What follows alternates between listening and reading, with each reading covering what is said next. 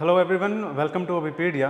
This is Ankur Pawar और आशा करता हूँ कि आप सब लोग अच्छे होंगे। आज का जो हमारा सेशन है, it is a very important session and the topic जो हम आज डिस्कस करने वाले हैं, it is about the important questions है। ये एमसीक्यूज़ हैं और इम्पॉर्टेंट क्वेश्चंस हैं जो कि आपके एग्ज़ाम के पॉइंट ऑफ व्यू से काफ़ी ज़्यादा रिलेवेंट क्वेश्चंस ये बनते हैं।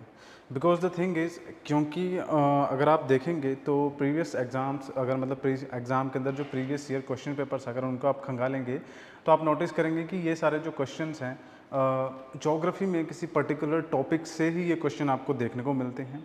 और वो जो पर्टिकुलर टॉपिक्स हैं उनके ऊपर ज़्यादा स्ट्रेस जो है वो एग्जामिनर की तरफ से दिया गया है, या फिर स्पेसिफिकली वही जो टॉपिक्स हैं उनसे रिपीटेडली क्वेश्चंस आते हैं।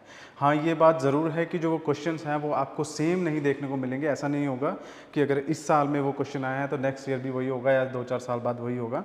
हाँ, टॉपिक सेम रहता है पर तो क्वेश्चन वो डिफरेंट रहते हैं। तो हम क्या कोशिश करते हैं कि कुछ ऐसे क्वेश्चंस को आपके यहाँ पे अटैम्प्ट करने की कोशिश करें और उनके थ्रू जो हमारे टॉपिक्स हैं इंपॉर्टेंट उनको समझने की कोशिश करें, ताकि इजीली आपको टॉपिक भी समझ में आ जाए और किस तरह से वहाँ से क्वेश्चंस निकलते हैं वो भी समझ में आ जाए। ठीक है, तो आज का जो हमारा सेशन है हम स्टार्ट करने जा रहे हैं, हम शुरुआत करेंगे।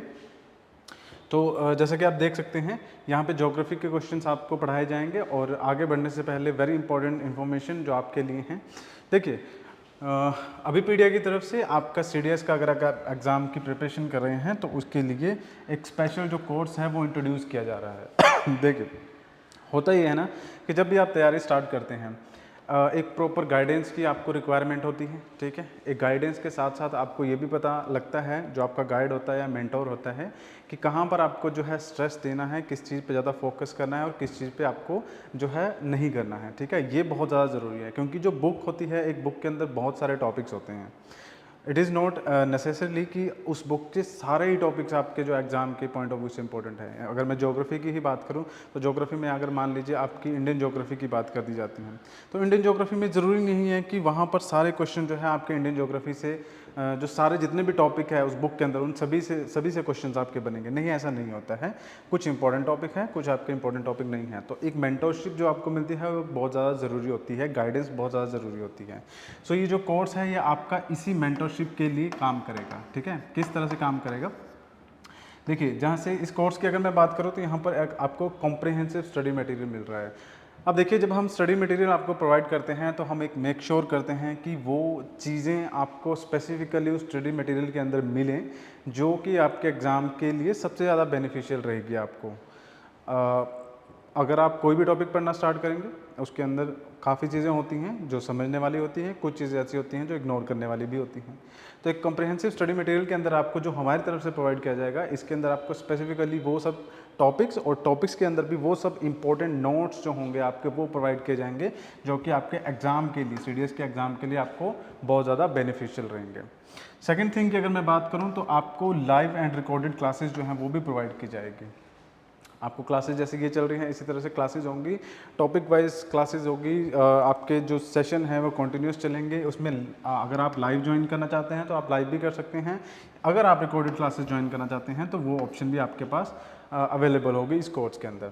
उसके बाद आपका डाउट सॉल्विंग सेशन होगा। ऑब्वियसली अगर हम तैयारी कर रहे हैं तो हर टॉपिक के अंदर ज़रूरी नहीं है कि आपको पहली बार में टॉपिक समझ में आ जाए, उसके अंदर डाउट्स रहते हैं। तो इवन इन दैट केस अगर आपके डाउट्स हैं तो उसके लिए स्पेशल सेशन जो है आपको यहाँ पे देखने को मिलेगा और एक्सपर्ट फैकल्टी की गाइडेंस आपको मिलेगी। ये बहुत ज़्यादा ज़रूरी होता है, मैंने लेक्चर के इस सेशन के स्टार्टिंग में आपको बताया। उसके बाद mock test and practice papers, it is a very important thing. अगर कोई भी एग्ज़ाम अगर आप क्वालिफाई करना चाहते हैं, the most important thing is कि आप उस एग्ज़ाम के जो मॉक टेस्ट हैं उनको अटैम्प्ट करें, चाहे वो PYQs हो, चाहे आपके एक सैम्पल टेस्ट पेपर हो, कुछ भी हो, लेकिन ये बहुत ज़्यादा ज़रूरी है कि आप उन टेस्ट पेपर के थ्रू जो है प्रैक्टिस करें। और उसके अलावा जो फ्री मेंटरशिप जो है वो तो आपको डेफिनेटली मिलेगी, क्योंकि ये बहुत ज़्यादा ज़रूरी होती हैं एग्ज़ाम के लिए। मेंटरशिप और गाइडेंस जो होती हैं ये वेरी इंपॉर्टेंट थिंग होती हैं। पढ़ना आपको खुद ही होता है, लेकिन जो रास्ता है वो आपको अगर बताया जाए किस रास्ते पे चलना है तो वो आप इजीली उस रास्ते पे चल कर सक्सेसफुल जो है वो हो सकते हैं। तो वो एक आपको चीज़ यहाँ पे मिलती है। ठीक है, इसको ज्वाइन करने के लिए हमारा कॉन्टैक्ट नंबर भी है जो कि 783777 3651। इस नंबर पे आप कांटेक्ट कर सकते हैं, डायरेक्टली पूछ सकते हैं। इसके अलावा आपको जो इन्फॉर्मेशन है वो हमारे डिस्क्रिप्शन के अंदर लिंक भी अवेलेबल है, वहाँ पर मिल जाएगी, आप वहाँ पे ज्वाइन कर सकते हैं। और हमारी इस वेबसाइट जो है उसे भी विजिट कर सकते हैं, जो कि abhipedia.abhimanyu.com के नाम से अवेलेबल है। उसका लिंक भी आपको डिस्क्रिप्शन में मिल जाएगा, तो आप वहाँ से चेकआउट कर सकते हैं। चलिए शुरुआत करते हैं। हमारी जो फर्स्ट क्वेश्चन है, वेरी इंपॉर्टेंट क्वेश्चन, और ये आपके जो टॉपिक है बहुत ही इंपॉर्टेंट टॉपिक से आपके देखने को मिलता है। So the question is, consider the following factors, जो कि क्या करते हैं, इन्फ्लुएंस करते हैं ओशन करंट्स को, इन्फ्लुएंस करते हैं। देखिए, rotation of the earth, air pressure and winds, density of ocean water, revolution of the अर्थ। कहा जा रहा है क्वेश्चन के अंदर कि आपने इन फैक्टर्स को कंसीडर करना है और बताना है कि इनमें से कौन सा ऐसा फैक्टर है जो रिस्पॉन्सिबल है या फिर इन्फ्लुएंस करता है किस चीज़ को, ओशन करंट्स को इन्फ्लुएंस करता है। ओशन करंट्स क्या होती हैं? देखिए ध्यान रखिएगा, हमारा जो मेन मकसद है वो यही है, क्वेश्चंस समझेंगे, क्वेश्चन के थ्रू इस टॉपिक को समझेंगे और टॉपिक के थ्रू फिर इस क्वेश्चन को सॉल्व करेंगे।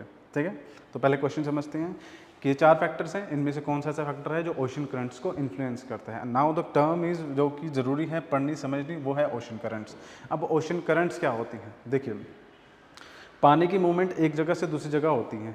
ठीक है, आपने देखा होगा समुद्र या फिर कभी भी आप बीच पे जाएंगे तो वहाँ पे आप कुछ लहरें उठती हुई नज़र आ जाएंगी। ठीक है, जनरली जो ये लहरें हैं इनको आप टाइड्स बोल सकते हैं। ठीक है, क्योंकि बहुत ज़्यादा हाइट, कई बार बहुत ज़्यादा हाइट ले लेती हैं, नॉर्मली कम हाइट पे आपको जो है वो नज़र आएगी। ठीक है, उसके अलावा अगर बात करें तो ये जो करंट्स है ये कैसे डिफरेंट है टाइड से, मैं उसके बारे में आपको बता देता हूँ। जो पानी की मूवमेंट है उसको सिंपली आप टाइड कह सकते हैं। ठीक है, अब करंट्स की अगर मैं बात करूँ तो ये डिफरेंट किस तरह से होगी, क्योंकि करंट्स जो हैं ये आपकी सम टाइम्स अंडर वाटर भी रन करती हैं। ठीक है, और ऊपर की जो लेयर है वो भी आपकी रन करती है एक जगह से दूसरी जगह। मेन जो चीज़ रन कर रही है, मतलब जिसकी हम बात कर रहे हैं, वो पानी ही है। पानी ही एक जगह से दूसरी जगह मूव करेगा। समटाइम्स वो अंडर वाटर भी करता है। Under water in the sense कि लोअर जो लेयर्स होती हैं अंडर वाटर, अब आप कहेंगे कि वाटर की ही तो बात हो रही है, अंडर वाटर क्या होगा? दैट मीन जो सरफेस वाला जो वाटर है उसके नीचे भी ओशन करंट्स जो है मूव करती है। जरूरी नहीं कि ऊपर का पानी रन करे, नीचे वाला भी एक जगह से दूसरी जगह मूव करता है, ऊपर वाला भी एक जगह से दूसरी जगह मूव करता है। और ये जो मूवमेंट है ये आपकी कॉन्टिन्यूस मूवमेंट है। कॉन्टिन्यूस इन द सेंस ये पूरे ईयर रन होता है, पूरे साल आपको देखने को मिलेगा। ऐसा नहीं है कि साल के किसी एक दिन है। ओशन करंट्स मतलब दी परमानेंट मूवमेंट जो है वो वाटर की हमें एक पर्टिकुलर डायरेक्शन में देखने को मिलती है, that is known as the ocean currents, उसे कहा जाता है।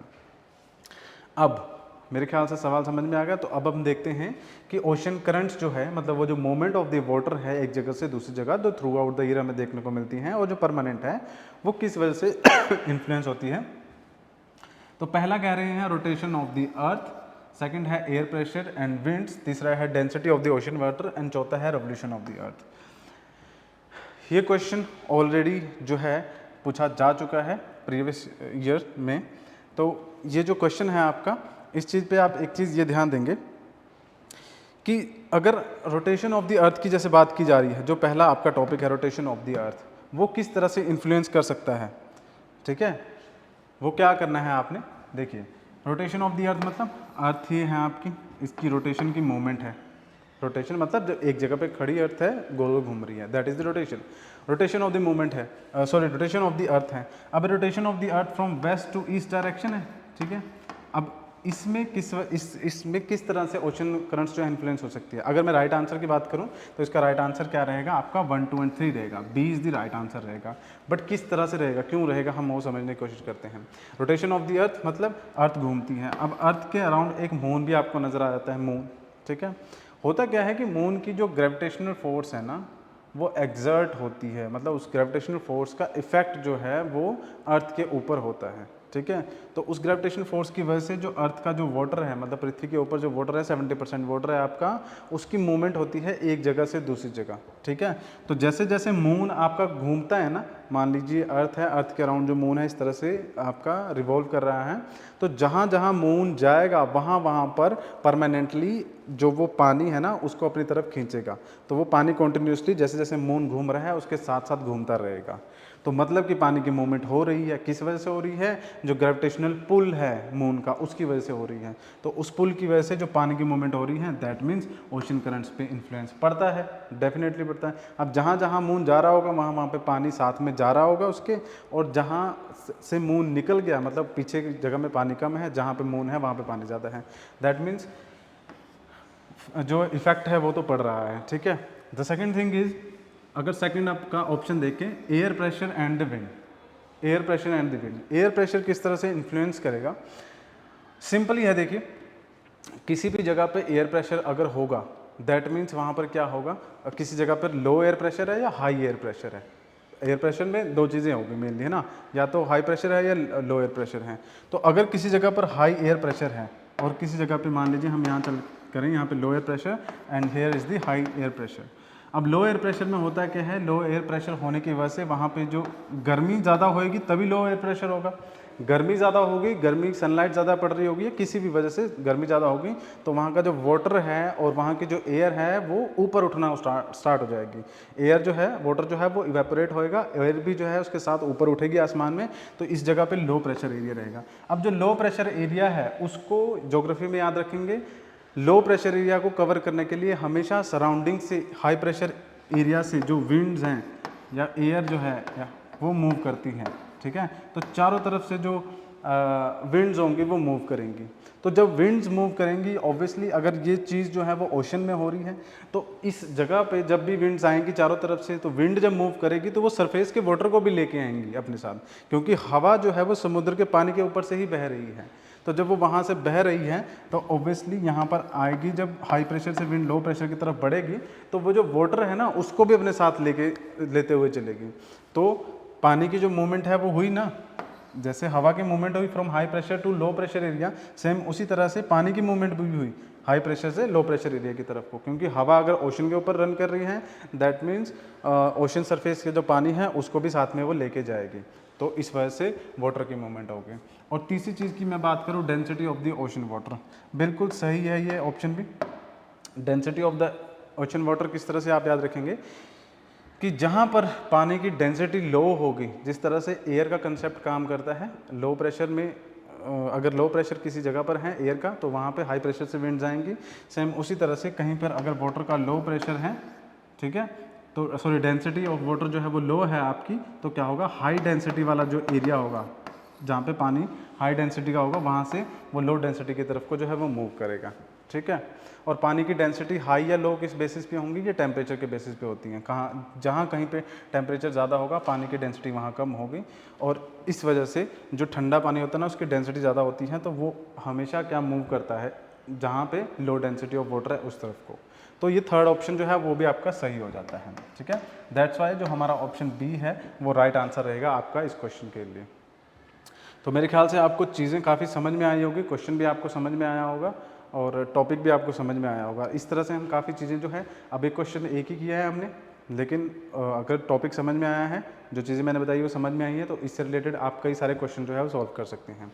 अब ये देखिए यहाँ पे जो इमेज आपको शो की गई है ना, ये ओशन करंट्स हैं, ये परमानेंट करंट्स है, थ्रू आउट द ईयर आपको देखने को मिलेगी। जैसे कि ये आपकी गल्फ स्ट्रीम जा रही है, ठीक है, यहाँ से यूरोप की तरफ को जा रही है, तो ये गल्फ स्ट्रीम यहाँ पे हॉट वाटर होता है, गर्म पानी होता है समुद्र का, वो इस डायरेक्शन में आपको जाता हुआ नज़र आ जाएगा। लैब्राडोर करंट है, नॉर्थ पैसिफिक ड्रिफ्ट, ये सारी आपकी ओशन करंट्स हैं जो थ्रू आउट द ग्लोब पे आपको एक जगह से दूसरी जगह मूव करती हुई नज़र आ जाएंगी, ठीक है। नेक्स्ट क्वेश्चन की अगर हम बात करें तो जो अगला क्वेश्चन है आपका, कह रहे हैं कि when you travel in the Himalayas you will see the following, कि अगर आप हिमालयाज में ट्रैवल करते हैं तो आपको क्या क्या नज़र आता है वहाँ पर, ठीक है। बड़ा अगर देखा जाए तो क्वेश्चन बड़ा नॉर्मल है, बट ऑप्शंस अगर आप साथ में पढ़ेंगे तब आपको पता लगेगा कि थोड़ा सा डिफिकल्ट यहाँ पे देखने को हमें मिलता है। तो डीप गॉर्जेस हैं, क्या वो देखने को मिलते हैं, U turn river courses, parallel mountain ranges, steep gradient causing land sliding, ये सब चीज़ें देखने को मिलती हैं। तो आप अगर देखें तो आप इस क्वेश्चन का आंसर करने की कोशिश करेंगे कि अगर आप हिमालयज़ में जाते हैं, जैसे कि आप जानते हैं नॉर्थ ऑफ द इंडिया क्या नज़र आ रहा है आपको, हिमालयज़ रन करते हुए नज़र आ रहे हैं। हिमालयज़ की 3 रेंजेस हैं मेनली, एक शिवालिक होगी आपकी, उसके बाद मिडल हिमालयज़ हो गए, ठीक है, उसके बाद आपके ग्रेट हिमालयज़, तीसरा जो है वो आपका ग्रेट हिमालयज़ है। तो 3 माउंटेन रेंजेस हमें नज़र आती है जो कि वेस्ट टू ईस्ट डायरेक्शन में आपको जाती हुई नज़र आ जाएगी, ठीक है। ये 3 जो माउंटेन रेंजेस हैं, इन 3 माउंटेन रेंजेस में जो बहुत सारी नदियाँ आपकी बह रही है, ठीक है, जो बहुत, क्योंकि हिमालय का पहाड़ है तो पहाड़ों से नदियाँ ऑब्वियसली बहुत सारी बहती हुई हमें नज़र आ जाएगी। किस तरह से नज़र आ जाएंगी, देखिए, अगर माउंटेन है दैट मीन्स माउंटेन है तो हाइट है मतलब कि एल्टीट्यूड ज़्यादा है, तो एल्टीट्यूड ज़्यादा होगा दैट मीन्स वहाँ पे स्नोफॉल होगी, और स्नोफॉल होगी मतलब कि थ्रू आउट द ईयर थोड़ा थोड़ा जो बर्फ़ है वो पिघलती रहेगी, और उस बर्फ़ से धीरे धीरे करके जो पानी है वो वैलीज़ में या फिर पहाड़ों से नीचे बहता रहेगा। तो रिवर्स हैं जो कि 12 महीने बहती हैं, तो 12 महीने बहने वाली जो नदियां हैं, जब वो पानी बहता रहेगा 12 महीने लगातार, तो उस दौरान जब नदी बहती है तो अपने रास्ते में कई तरह के लैंडफॉर्म्स की फॉर्मेशन करती है, ठीक है। अब इन ऑप्शंस में से हमें बताना है कि क्या ये सारे जो ऑप्शंस हैं ये सारे हमें हिमालयाज़ में देखने को मिलते हैं। तो इसके अगर आंसर की बात करें तो यस, हमें डीप गॉर्जेस नज़र आ जाते हैं, यू टर्न रिवर कोर्सेज नज़र आ जाते हैं, पैरेलल माउंटेन रेंजेस भी नज़र आ जाती हैं, और साथ में स्टीप ग्रेडियंट लैंडस्लाइडिंग भी हमें देखने को मिलती हैं। तो अगर बात करें तो यहाँ पे इसका राइट आंसर क्या होने वाला है, ऑप्शन डी जो है इसका राइट आंसर होएगा, ठीक है। अब कैसे, which of the above can be said to be the evidence of the Himalayan being young fold mountains. देखिए अब ये किस तरह से होगा, जब नदियाँ आपकी बह रही है, ठीक है, तो गॉर्जेस, डीप गॉर्जेस क्या होते हैं, देखिए जब नदी आपकी बहती है ना, मान लीजिए ये माउंटेन्स हैं, माउंटेन के बीच से जब यहाँ नदी बहती है तो होता क्या है कि नदी जब अपने पाथ पे बहती है तो बहुत सारा रास्ता जो है उसको कट करते हुए चलती है, मतलब काटती रहती है लगातार। तो जब लगातार काटती रहेगी, डाउन करती रहेगी नीचे से, तो होगा क्या कि ये माउंटेन का जो नीचे वाला हिस्सा है यहाँ पर क्या होगा कि आपको एक गहरी खाई टाइप इस तरह से नज़र आ जाएगा, ठीक है, ये आपका बन रहा है, ठीक है। डीप गॉर्जेस मतलब इसमें जो साइडों में वॉल्स होंगे, मतलब किनारे होंगे, वो काफ़ी ज़्यादा हाइट होगी, ठीक है, बहुत ज़्यादा ऊंचे ऊंची हाइट होगी, वो नज़र आ जाएगा, और बीच से नदी बहती हुई नज़र आ रही होगी। तो बिल्कुल सही है कि ये आपको हिमालय में देखने को मिलेगा। उसके बाद यू टर्न कोर्सेज का मतलब क्या होता है, यू टर्न सिंपली आपका ऐसा होता है, नदी जब हिमालय में बह रही होती है ना तो वो इस तरह से बहती है, ठीक है। अब उसका रीज़न क्या है इस तरह से बहने का, क्योंकि हिमालय के अंदर जो हिमालय की टोपोग्राफी है, पत्थर किस तरह के हैं, कहीं जगह पे हार्ड रॉक्स है, कहीं जगह पे सॉफ्ट रॉक्स है। तो जहाँ जहाँ पे सॉफ्ट रॉक्स है वहाँ से नदी अपना रास्ता इजीली बना लेती हैं। बट मान लीजिए यहाँ पे हार्ड रॉक आ गया तो नदी को जो है टर्न लेना पड़ेगा, आगे यहाँ पर आ गया तो नदी को टर्न लेना पड़ेगा। तो ये जो टर्न लेती है उस टाइम पर जो इस रिवर जो अपना रास्ता तय करती हैं, उसमें आपको ये यू शेप जो रिवर कोर्स है नज़र आ रहा है, ये यू शेप है, ठीक है। तो यू टर्न रिवर कोर्सेज भी आपको देखने को मिलते हैं वहाँ पे। उसके अलावा बात करें parallel mountain ranges, definitely parallel mountain ranges है। अगर हिमालयज़ में बात करें तो वहाँ पे 3 माउंटेन रेंजेस है, ऑब्वियसली पैरेलल ही चल रही है, शिवालिक हो गया, मिडल हो गया और ग्रेट हिमालय, तो पैरेलल रेंजेस है। उसके अलावा बात करें steep gradient causing landsliding. Steep gradient का मतलब क्या है, देखिए आपने सुना होगा हिमाचल और कई जो हिमालयन स्टेट्स हैं, उत्तराखंड या फिर जम्मू कश्मीर वगैरह में, तो वहाँ पे आपने क्या सुना होगा कि लैंडस्लाइडिंग जो है उसकी घटनाएं काफ़ी देखने को मिलती हैं। बिल्कुल सही बात है। इन जो ये माउंटेनियस रीजन्स हैं जहाँ पे हिमालयस हैं वहाँ पर आपको स्टीप ग्रेडियंट देखने को मिलता है। स्टीप ग्रेडियंट मतलब जो हिमालयस हैं उनके जो किनारे हैं या फिर एक साइड जो है वो बड़ी स्टीप है। स्टीप और जेंटल ना दो अपोजिट वर्ड है। जेंटल इन द सेंस, अब ये माउंटेन है ना, मैंने स्टीप माउंटेन बनाया है, अगर इसी माउंटेन को मैं जेंटल बनाने की कोशिश करूँ तो ये कुछ इस तरह से बनेगा, ठीक है। ये आपका जो हो गया ये जेंटल माउंटेन रेंज हो गया, क्योंकि यहाँ पे जो किनारा है ना वो बड़ी जेंटल है, मतलब उसका जो स्लोप है, एंगल जो है वो बहुत ही जेंटल है, तो वो आपका स्टीप नहीं है। और ये वाला जो है ये स्टीप है, तो ऑब्वियसली हमें ऐसे ही माउंटेन नज़र आते हैं हिमालयाज़ के अंदर, ठीक है। तो ये चारों ऑप्शन आपके जो है यहाँ पर हमें सही देखने को मिलते हैं। तो इसका जो डी आंसर होगा ना वो इसका राइट आंसर होगा कि डीप गॉर्जेस भी है, river U turn river courses भी हैं, पैरेलल माउंटेन रेंजेस भी नज़र आती हैं, और साथ में आपका स्टीप ग्रेडियंट कोर्स भी देखने को मिलता है। ओके, नेक्स्ट बात करें क्वेश्चन के बारे में, काफ़ी इंपॉर्टेंट क्वेश्चन है कि आपका, the annual range of temperature in the interior of the continent is high as compare to the coastal area, what is are the reason of, जो ये आपका एवरेज रेंज ऑफ टेम्परेचर के अंदर difference देखने को मिलता है। क्वेश्चन समझेंगे पहले क्या कह रहे हैं। The annual range of the temperature in the interior of the continent is high as compare to the coastal area. क्या रीजंस है उसके?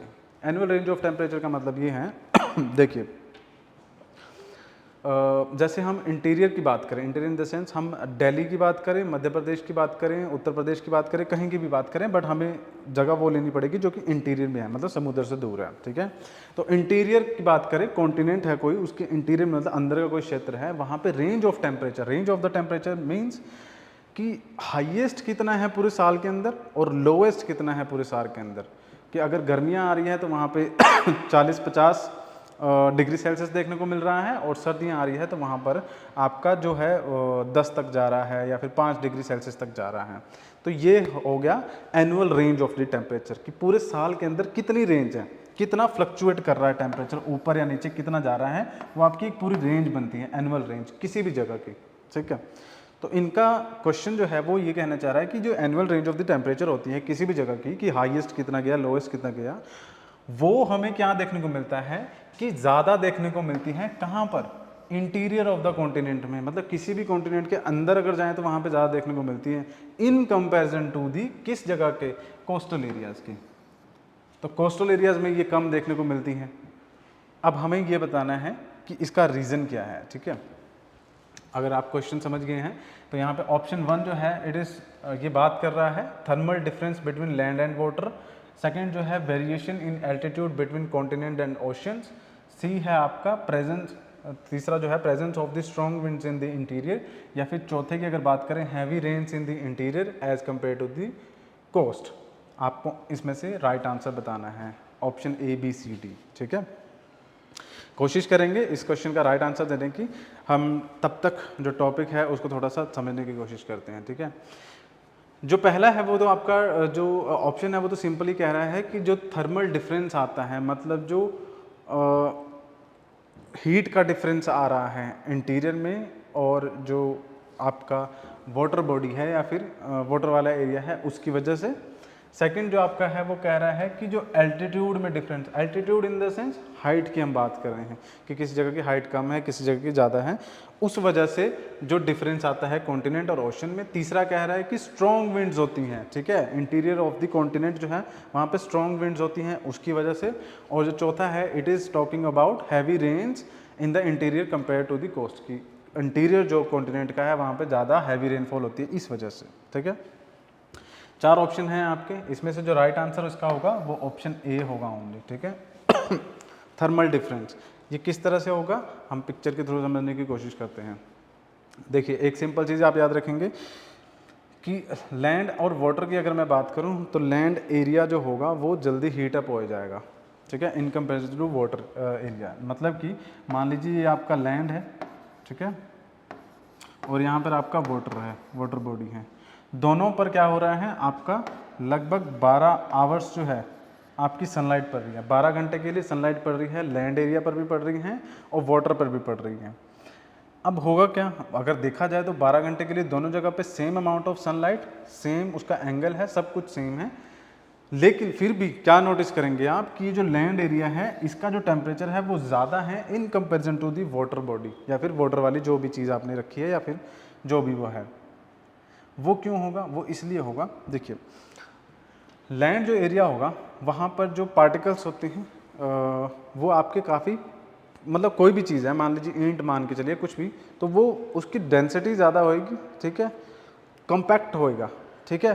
तो जो हीट है ना वो ट्रांसफ़र होती है, ट्रांसफ़र इन द सेंस कि वो सबसे ऊपर, मान लीजिए ईंट का अगर हम एग्जांपल लेके चले, ये ईंट है ना, इसके ऊपर सनलाइट पड़ रही है तो इसकी जो सबसे ऊपर वाली लेयर होगी ना उस पर पहले सनलाइट पड़ेगी और वो गर्म होगी, उसके बाद वो हीट ट्रांसफ़र होएगी, जितने भी नीचे की लेयर्स हैं उनमें ट्रांसफ़र होएगी।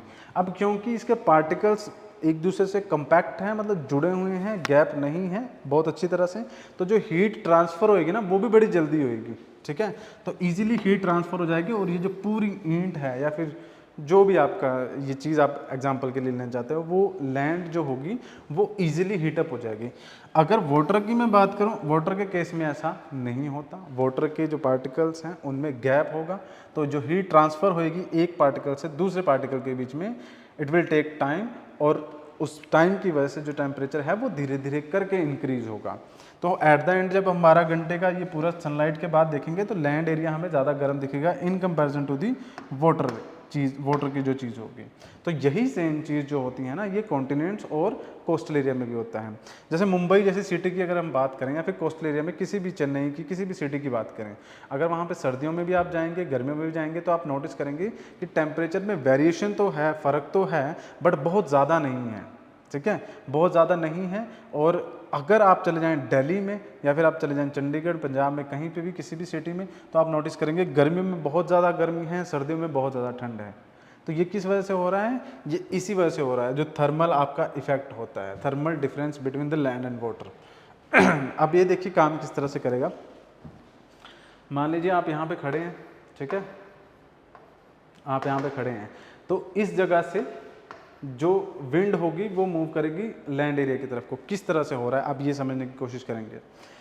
ये लैंड एरिया है, मतलब कोस्टल एरिया है, ठीक है। 12-12 घंटे दोनों जगह पे सनलाइट पड़ी, हुआ क्या कि यहाँ पर जो टेम्परेचर है वो लो हो गया, इस लैंड एरिया पे टेम्परेचर लो हो गया क्योंकि ये जल्दी गर्म हो जाता है। ऑब्वियसली इन दोनों का कंपैरिजन करेंगे तो लैंड एरिया पे टेम्परेचर ज़्यादा हमें देखने को मिलेगा, क्योंकि जो हमने अभी तक पढ़ा उसके हिसाब से यहाँ पे एयर प्रेशर जो है वो कम हो जाएगा, क्योंकि जो एयर थी ज़मीन पे वो सारी राइज कर जाएगी आसमान की तरफ को। तो यहाँ पे लो प्रेशर क्रिएट हो जाएगा ज़मीन पे। तो लो प्रेशर को कवर करने के लिए यहाँ हाई प्रेशर जो एरिया है, मतलब नियर बाय जो ओशन है, वहाँ से विंड्स मूव करेंगे इस डायरेक्शन में, ठीक है, अंदर की तरफ को मूव करेंगी। तो जब ये अंदर की तरफ को मूव करेंगी तो क्या होगा, क्योंकि ये ओशन से आ रही हैं और in comparison to the land area, ये जो ओशन एरिया है यहाँ पे टेम्परेचर कम है, तो ये जो हवा है ना, ये ठंडी हवा होगी। इन लोगों के लिए जो यहाँ लैंड एरिया में रह रहे हैं उनके लिए ठंडी हवा होगी। और ये ठंडी हवा जो है जब लैंड एरिया में एंटर करेगी तो क्या होगा, वहाँ का टेम्परेचर भी कम कर देगी, ठीक है। तो ये आपको गर्मियों के अंदर कंसेप्ट देखने को मिल रहा है, ठीक है।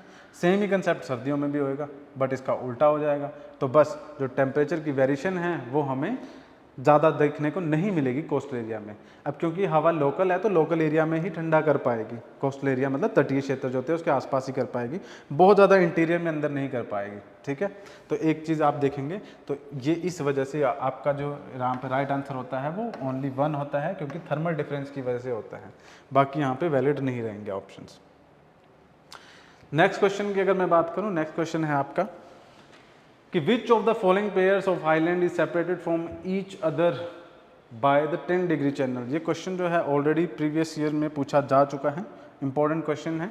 देखिए हम सिर्फ क्वेश्चन के बारे में स्टडी नहीं करेंगे, हो सकता है आपने क्वेश्चन ऑलरेडी देखा हो, लेकिन क्वेश्चन के अलावा इस टॉपिक में जो और बाकी चीज़ें हम उनको भी पढ़ने की समझने की कोशिश करेंगे। तो 10 डिग्री चैनल किन दो आइलैंड्स को सेपरेट करता है?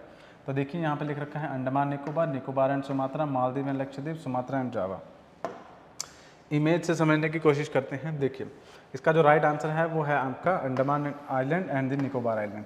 ये 10 डिग्री वाली लाइन आपकी यहाँ से गुजर रही है, तो इसी को ये लाइन जो है वो सेपरेट कर रही है अंडमान और निकोबार को, ठीक है। तो इसका क्वेश्चन का आंसर की अगर मैं बात करूँ तो ऑप्शन ये जो 1 है ये इसका राइट आंसर हो गया। बट इसके अलावा अगर बात करें तो और हमें क्या चीज़ समझने की ज़रूरत है, वो ये देखिए इंडिया के एक्सटेंशन की अगर मैं बात करूं तो 8 डिग्री 4 मिनट से यहाँ से बिल्कुल साउथ में यहाँ से आपकी लैटिट्यूड गुजर रही है, 8 डिग्री 4 मिनट वाली लैटिट्यूड, ठीक है। तो ये इंडिया का एक्सटेंशन है जहाँ से स्टार्ट हो रही है। उसके बाद जैसे जैसे आप ऊपर जाएंगे तो वो लैटिट्यूड इंक्रीज होती रहती है, ठीक है। जैसे कि अगर हम बात करें तो 23.5 डिग्री वाली यहाँ से आपकी गुजर रही है, ठीक है। तो जिस तरह से लैटिट्यूड आगे की तरफ को बढ़ रही हैं, मतलब 8 डिग्री 4 मिनट से, उसी तरह से आगे आगे करके आपकी लैटिट्यूड इंक्रीज हो रही है। तो यहाँ पर जो आपको नज़र आ जाएगी वो आपकी यहाँ पर 10 डिग्री का जो चैनल है वो नज़र आ जाएगा, और ये सेपरेट कर रहे हैं आपके अंडमान और निकोबार आइलैंड्स को। समटाइम्स क्या होता है, कुछ ऐसी जगहें जो कि इंपॉर्टेंट है, जोग्राफिकली इंपॉर्टेंट है, ठीक है। जैसे कि अंडमान निकोबार आइलैंड की बात करें तो जोग्राफिकली काफ़ी इंपॉर्टेंट एरिया है। क्यों एरिया है? देखिए इंडिया से डिस्टेंस काफ़ी देखने को हमें मिल रहा है कहीं से भी, बट होता क्या है क्योंकि इंडिया की टेरिटरी है, ठीक है। तो ये जो अंडमान निकोबार आइलैंड्स हैं वहाँ पर हमारे डिफेंस के पॉइंट ऑफ व्यू से देखा जाए तो भी काफ़ी इंपॉर्टेंट है, क्योंकि वहाँ पे इंडिया के डिफेंस जो है काफ़ी एरिया में नज़र रखने में हेल्प करता है अंडमान निकोबार आइलैंड्स। और अगर आप देखें तो साउथ ईस्ट एशिया से कनेक्शन का भी ये काम करता है, ईजिली हम साउथ ईस्ट एशिया से कनेक्ट हो सकते हैं, ठीक है। तो इसलिए भी आपका ये जो अंडमान और निकोबार आइलैंड्स है इंपॉर्टेंट है। तो दो इंपॉर्टेंट प्लेस है और इनको सेपरेट करने वाली जो यहाँ पे हमें लाइन नज़र आ रही है वो 10 डिग्री की लाइन नज़र आ रही है। ओके, तो आई होप मेरे ख्याल से ये आप क्वेश्चन का आंसर समझ पाए होंगे कि किस तरह से अंडमान निकोबार आइलैंड इंपॉर्टेंट है और उसको अलग करने वाली जो लाइन है उसका नाम क्या है, 10 डिग्री चैनल है। आगे बात करें तो ये question, on the planet earth most of the fresh water exist as ice cap and glaciers, out of the remaining fresh water the largest proportion कहाँ मिलता है? कि पूरा जो प्लैनेट अर्थ है उस पर क्या देखने को मिलता है आपको कि most of the fresh waters जो है exist as the ice cap and the glacier. इनके अलावा जो रिमेनिंग फ्रेश वाटर है वो आपका कहाँ पर होता है, लार्जेस्ट मतलब ज़्यादा कहाँ देखने को मिलता है? तो देखिए, हाँ हाँ, तो देखिए यहाँ पे क्या है, जो फर्स्ट ऑप्शन है आपका वो क्या है आपका कि ये जो आपका मिलता है ये कहाँ पर मिलता है, is found in the atmosphere as moisture and the clouds. Second है आपका is found in the fresh water lakes and rivers, और सी है आपका exist as the ground water. तो चार ऑप्शन आपको यहाँ पे देखने को मिल रही हैं कि कहाँ कहाँ पे फ्रेश वाटर देखने को मिल रहा है। अब सबसे पहले इंपॉर्टेंट समझने वाली चीज़ ये कि पूरी अर्थ को अगर बात करें तो अर्थ को ब्लू प्लैनेट के नाम से जाना जाता है। मोस्ट ऑफ दी अर्थ जो है it is covered by the किसके, वाटर के थ्रू जो कवर्ड है, इसलिए इसे ब्लू प्लैनेट कह रहे हैं क्योंकि पानी जो है 70% तक पानी हमें देखने को मिलता है। उसके अलावा आपका जो है आपका लैंड एरिया देखने को मिलता है। लैंड एरिया की भी बात करें तो मैक्सिमम जो लैंड एरिया है वो आपका नदर्न हेमिस्फेयर में है। Southern hemisphere is dominated by the water body, ठीक है, मतलब पानी ज़्यादा है। तो पूरी अर्थ पे जो पानी है उसका जो अगर हम डिवाइड करें उसकी कहाँ कहाँ पे हमें पानी देखने को मिल रहा है, तो नॉर्थ में भी है, साउथ में भी है, ग्लेशियर्स में भी है, आइस कैप्स में भी हैं, उसके अलावा एनवायरनमेंट में भी हमें वाटर ड्रॉपलेट्स देखने को मिलते हैं, और अगर बात करें ओशन में भी है और ज़मीन के नीचे भी है, अलग अलग जगह पानी देखने को मिलता है। अब इसमें भी अगर बात करें तो सारा पानी जो है वो ड्रिंकेबल नहीं है, पीने लायक नहीं है, क्योंकि मैक्सिमम जो वाटर है वो ओशंस में हमें देखने को मिलता है और ये सॉल्टी वाटर है, ठीक है, इसके अंदर सॉल्ट बहुत ज़्यादा है। तो अगर बात करें हम ड्रिंकिंग वाटर की बात करें तो जैसे कि आपको इसमें नज़र आ रहा है कि ओशंस के अंदर मैक्सिमम पानी आपको देखने को मिलता है, ओनली फ्यू जो परसेंटेज है वो आपका एज अ फ्रेश वाटर है जो कि हम पी सकते हैं। और उस फ्रेश वाटर में भी अगर बात करें तो आइस कैप और ग्लेशियर है जहाँ पे मैक्सिमम आपको पानी नज़र आ रहा है 68% के अराउंड। उसके अलावा जो रह गया आपका सबसे ज़्यादा फ्रेश वाटर जो है वो कहाँ देखने को मिल रहा है, वो आपको देखने को मिल रहा है एज अ ग्राउंड वाटर। 30% के अराउंड जो है वो आपका एज अ फ्रेश वाटर जो है वो ग्राउंड वाटर में हमें देखने को मिलता है, ठीक है। तो आई होप आपको ये समझ में आया होगा। और इसमें भी अगर हम देखें तो अलग अलग डिवाइड कर सकते हैं, बट खैर फिर भी जो ग्राउंड वाटर है आपका इसके अलावा मतलब ग्लेशियर और आइस कैप्स के अलावा ग्राउंड वाटर जो सबसे ज़्यादा हमें देखने को मिलता है, ठीक है। तो इस क्वेश्चन का जो राइट आंसर है उसकी अगर मैं बात करूँ तो ये रहा आपका, ठीक है, in the ground water, exist as the ground water. Stop.